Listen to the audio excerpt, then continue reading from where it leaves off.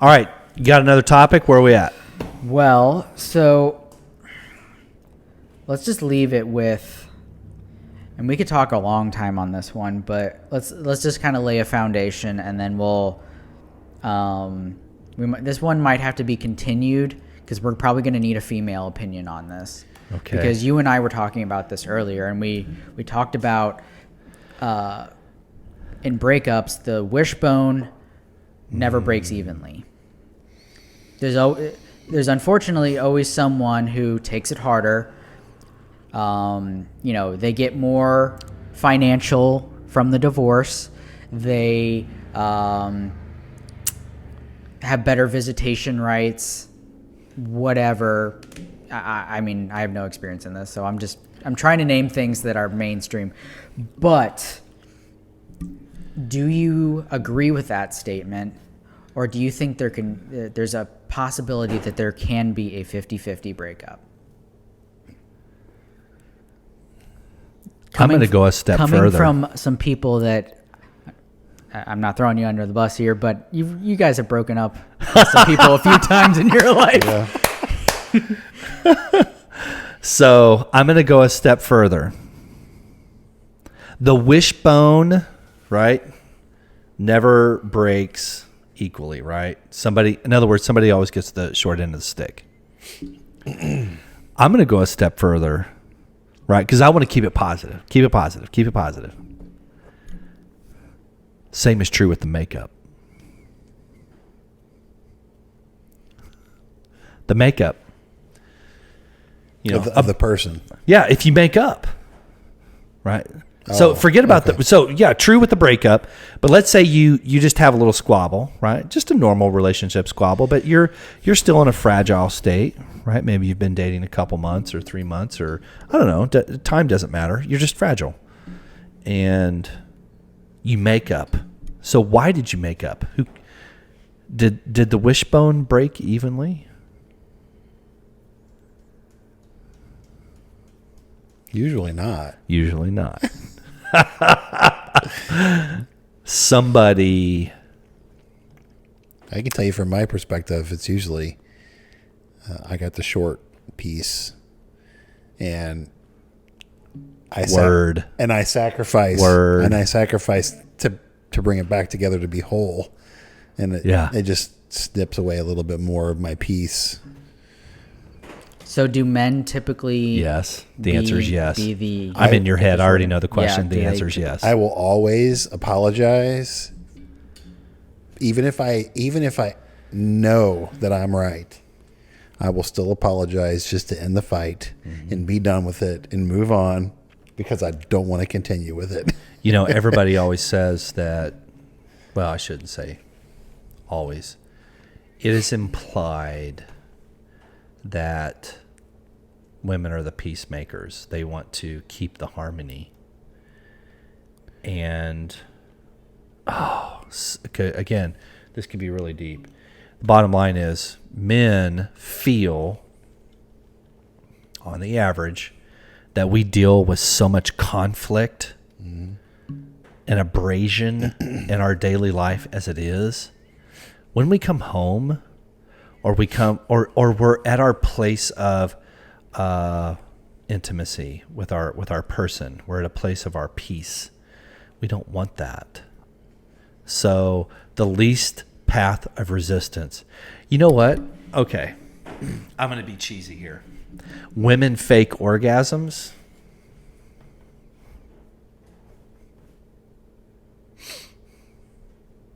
Men fake apologies. True. Okay, well, here's the question. Have you ever been on the winning side as a man of your breakups? Okay, Ian. The answer is yes, many times, and that's part of what makes me undateable. I will say, I don't know, winner or loser. When it depends on what type of relationship. If you're in a casual dating relationship, if you are not sharing a home together, not in a workplace together, not a business together. Splitting up, I mean, it's just, okay, it's done. It's severed. It is what it is. Other than back in the day where I need to get my CDs back. You know what I mean? All the mixtapes that I burned for you. Yeah, I mean, but if you're in a relationship, you know, like I was previously with my kid's mom, where custody becomes involved, then there is a breaking of the wishbone that's not ever going to be equal. Never. And it doesn't matter. You know, there's a reason that there's groups out there that exist that fathers have rights kind of thing. And I love my kids. My kid's mom, she's a great mom. She takes wonderful care of my kids, and I'll never complain about that. But it's come a long way where fathers have 50-50 equal rights in Missouri. It has gotten better. But it's still not. But it's still not 50-50. Not equal, really. No, I mean, it is. It's not even close. I love my kids, and I had to fight for my kids. I had to fight. I had to go to court and fight for my kids for custody, and it should never be that way.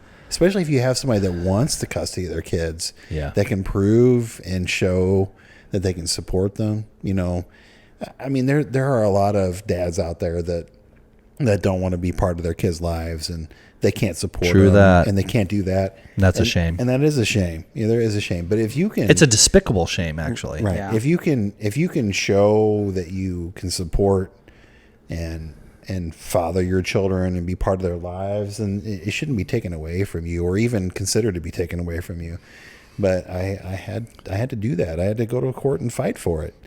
And I mean, and it didn't equal 50-50. Even though the court says 50-50, it's still not 50-50. No. It's never going to be 50-50. Just a little side. I think societally, if we would have half the issues that we do if we had a higher percentage of fathers in homes. Oh, yeah. Yeah, I mean, and not to get off on a political topic too much, but so true. That's kind of, it's been in the media, especially from the conservative side, that, you know, the liberal side doesn't support the nuclear family any longer, that they're trying to, you know, this, and I don't want to get off on political sore subjects, but the whole, you'd have N and I jumping off the bouncing off the ceiling. We agree with you. So right, but I mean, the we're in nuclear agreement. family is. I do have to throw the asterisk out there. Like, neither one of us or any of us are open to hearing other opinions. But this is coming from our beliefs and a lot of time looking at the situation. Right. So just throw that out there. No, I mean, I just, you know, you hear it time and time again that, you know, these, the people that are struggling, that they don't have that nuclear family, the fathers aren't involved, they don't have the father figure in their life, and they don't have that person to look up to, white or black, either way. Yeah, it could go either way. Yeah, you know? any ethnicity. Yeah, and it's important piece that they need that father figure to show them right from wrong, how to be a man. You know, how to. I love this guy. How to support your children. Yeah, you know, absolutely. And men are designed to lead. Period. Right. So simple. I was going to say it's not complicated. I was going to say this. So men tend to be the kid's hero, where the women they're usually day to day to create that hero. You know what I mean? And I think a lot of time men, when a kid doesn't have that example of what a hero looks like or what a good man looks like, coming from a woman's perspective, a young girl's perspective, or a young boy's perspective, a strong man or a strong father as a hero is probably the best thing that they can have in their life. Makes sense to me.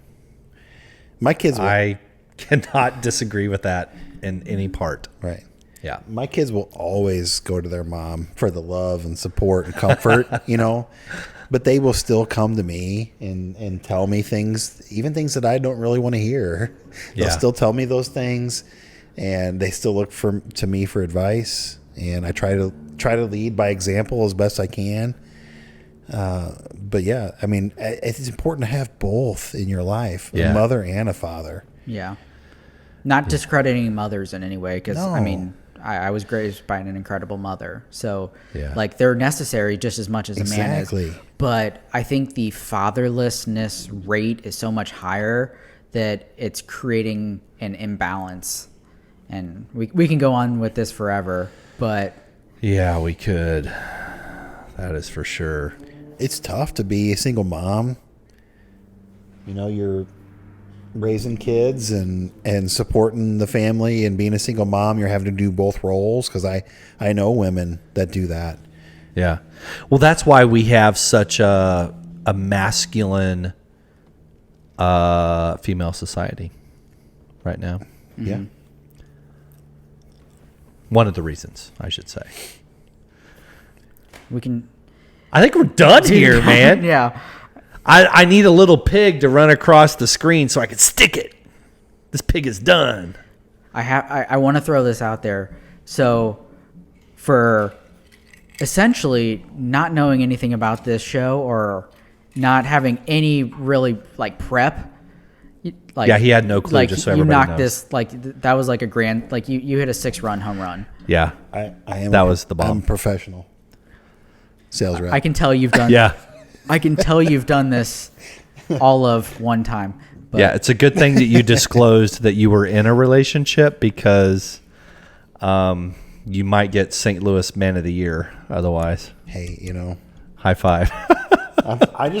I've been trying for months, and even I haven't achieved that yet. I'm a little disappointed that Becky came in and she dipped back out. She did. I was thought, like- well, she's going to go down and come back, and then I haven't seen her, what? right in the middle of me an hour and a talking about half. her.